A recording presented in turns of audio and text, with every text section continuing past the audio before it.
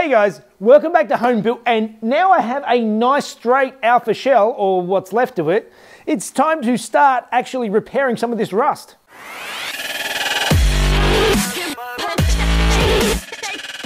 Okay, so those of you who are following last week will have seen that we got this car on the rack, we pulled it straight and made sure everything is nice and square and the way it's supposed to be, which is a great thing. Now I can actually start repairing it and start welding up some of the rust and things like that. But before I do that, I have to get it back onto the rotisserie. So that's my first job.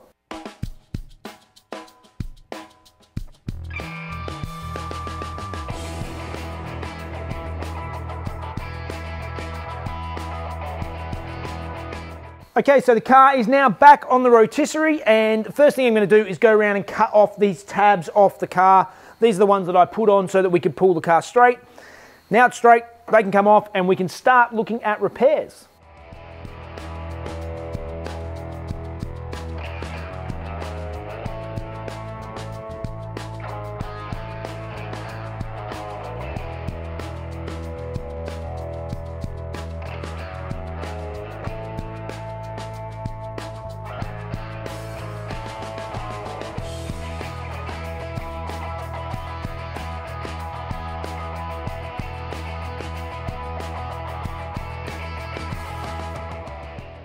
So those of you who watched last week will have seen that I started doing some of the rust repairs on this sill panel. I ran out of time, but I started building this second rust patch piece to patch this ugly rust that's right here.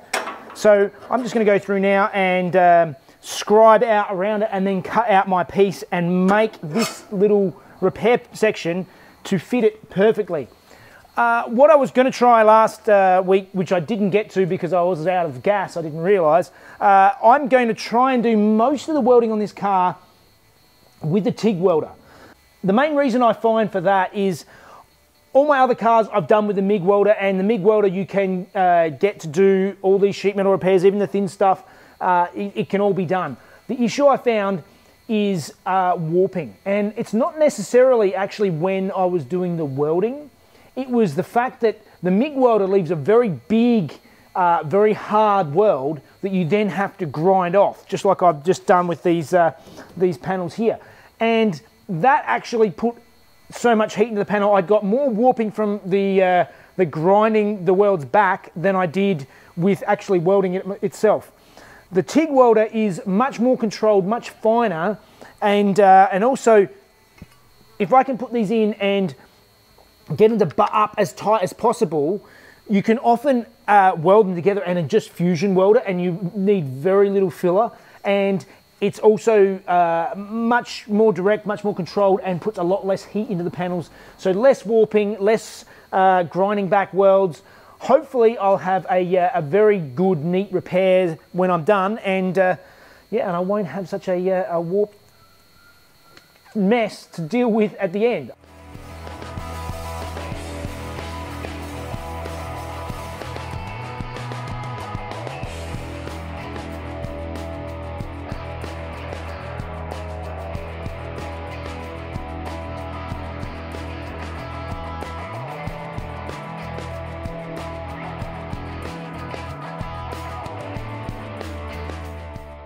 Alright, so I'm quite happy. That's a nice tight fit here. I'm going to tweak it slightly as I start welding. I'm going to start going through now and tacking it together.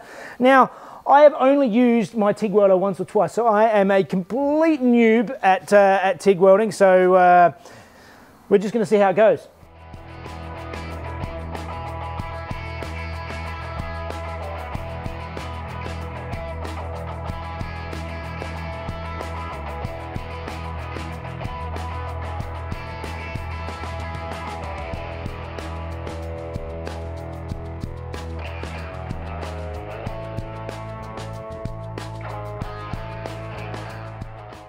So as you can see, I'm a complete noob at TIG welding, but I'm quite happy with the way it actually just fusion welded most of the way around. It was quite nice.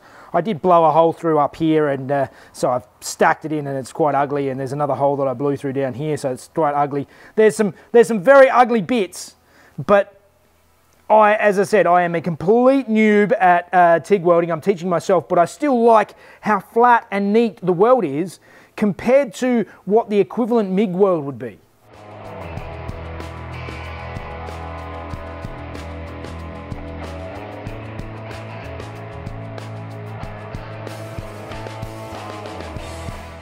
Okay, so now flip the car around, and this panel here is in quite good condition, as they are quite often rusted out. This one's in quite good nick, but underneath there is some rust under here. So what I'm going to do is I'm going to cut this panel off, and then I can just re-weld it back on afterwards after I repair the metal underneath. So I'm going to make sure that all this stuff under here is all sorted out.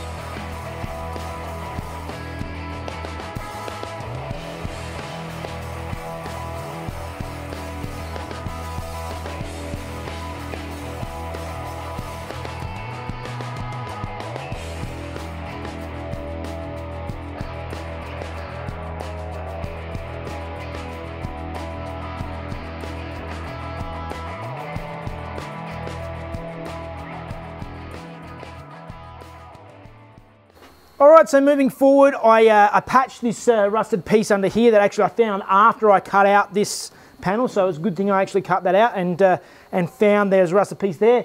It was a terrible patch job that I did, at least the TIG welding, I had it up way too high, blasted big holes through it, which were a pig to get to, so anyway, I've repaired it all now and put it all back on. I've got my next piece, which I've cut out from under here, which is the actual piece I wanted to get to in any case. That fits in there quite nicely, so I'm going to go through now. I'm going to TIG this one on, and then I can put my, my base piece back over the top again and button it all up.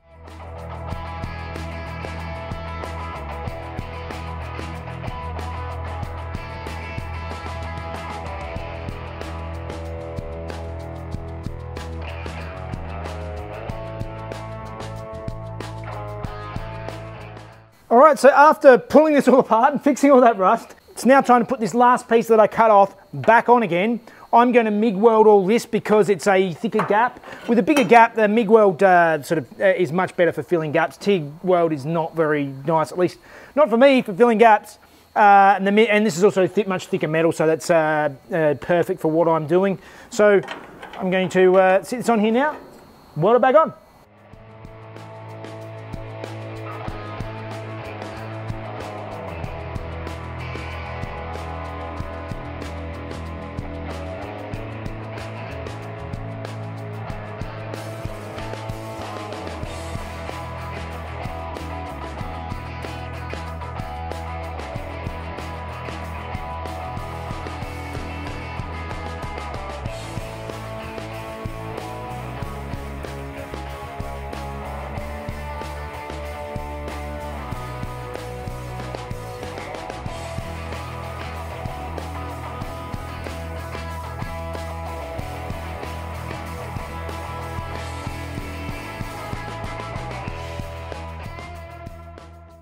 And there we go, the front corner is all repaired, which is looking quite nice. So now it's time to move on to the back end and just finish up these last little bits down here.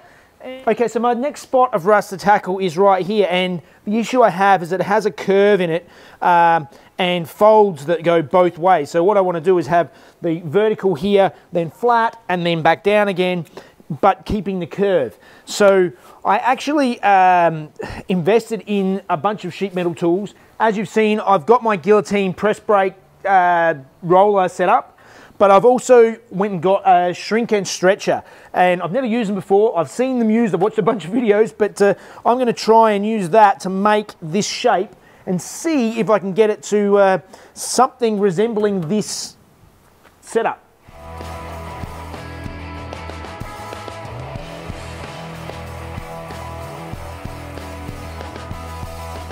All right, so this is the repair piece that I have folded up to start with. Now, it doesn't actually look much like this piece at all because it's quite flat, and that is where the Shrinkage Stretcher comes in.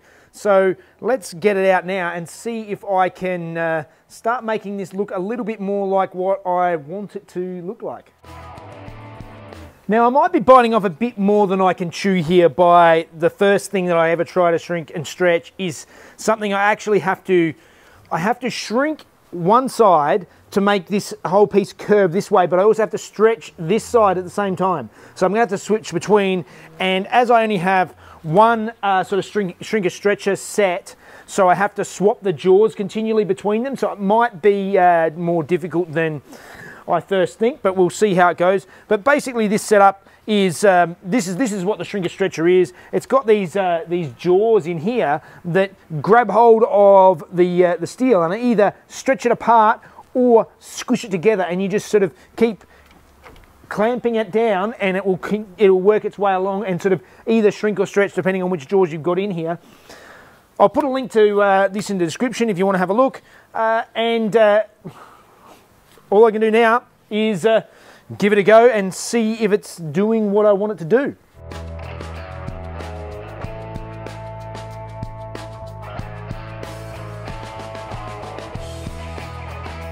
So you can already see there, I've just been working this edge a bit, and you can already see how much it's shrunk this edge and started putting a curve into this piece. So it's working quite effectively. So what I'm going to do now, I'm going to switch over before I go too far and start stretching this other side so that I get a nice even curve on both and see how it works.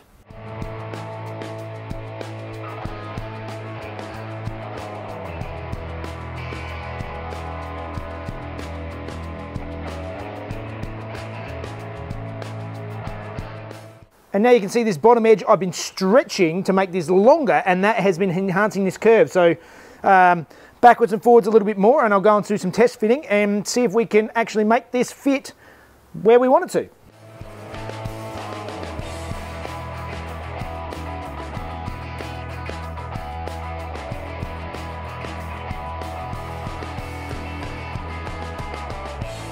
All right, just a quick mod to the Shrinkage Stretcher. It was twisting in the vise. I just got a piece of angle iron that was lying around. I've drilled a couple of holes in it. There's bolt holes in the bottom of this.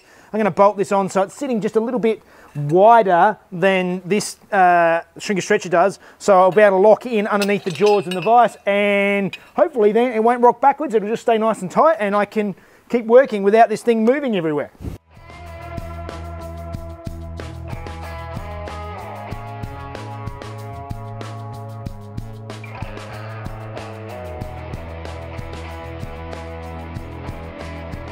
All right, well, I'm very impressed with the Shrinkage Stretcher. So it's not perfect, but the bulk of the shape is there, enough so that I can now cut this piece out and make that patch piece. But I mean, you can see the multiple curves there on this piece. It works really well. So now it's time to trim out a piece and make it all fit.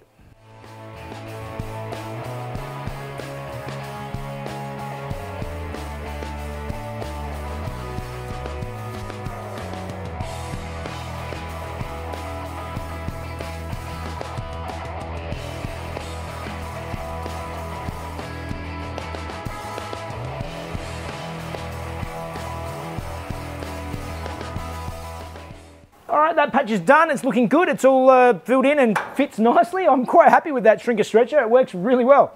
Last little bit is just one more patch I'm going to put in just here. Get rid of this, fill up this hole, and there's a bit of fair bit of pitting around here. I'm going to patch that in, and then this side should be done. And there we go. I have one side of the car done and repaired. So there's no rust left in this this area of the car, in the seal on this side. There is still a lot more rust on this car. It is a very time-consuming process going through and doing tiny little patches everywhere. Hopefully when I start going to doing the bigger panels, it's actually much quicker and easier. to replace whole panels, which is why I've gone for sort of like new door skins and new panels for the rear. Instead of trying to beat and patch them, because it's really, it's a real time suck. Anyway, that means it's time for Fun Facts with Mrs. Jeff.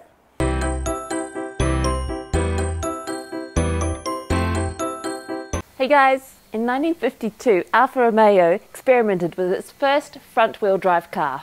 It had the same transverse or east-west layout as the modern front-wheel drive cars of today. Project 1361 was planned to be powered by a two-cylinder engine, and it was designed by Giuseppe Busso. Busso had previously spent time at Ferrari as the technical director, developing the Ferrari 125 V12. Unfortunately, the project was dropped before the prototype phase due to the development of the Giulietta. But Busso believed if development had been allowed to continue, it would have been the first front-wheel drive microcar to hit the market, 3 years before the release of the Mini in 1956. Busso went on to be the head of mechanical engineering at Alfa, and he developed in the 1970s a V6 engine, which is now known as the Busso V6. All right, and that is another week down, and a bunch of the little repairs done. It's tedious work going through and doing tiny little patch repairs, but it needs to be done. All the stuff behind under the skin. Behind the scenes, isn't it? Yes. The tedium of daily life. That's it. But I'm going to get there, and it's going to be the best car I've built to date. I'm really looking forward to this project. It's nice and fun. Yeah, it's exciting. So if you're enjoying the show, please like and subscribe if you haven't already. And if you'd like to follow us a day early, please follow us on Patron. It helps us out. Really appreciate Instagram it. And Facebook, all home built by Jeff. All right, guys. See you next time. And was designed... Stop making that face. And was designed... Again... Does it say design? No! Go away. Yeah. For the proto... Due to the development of the GE... Too good.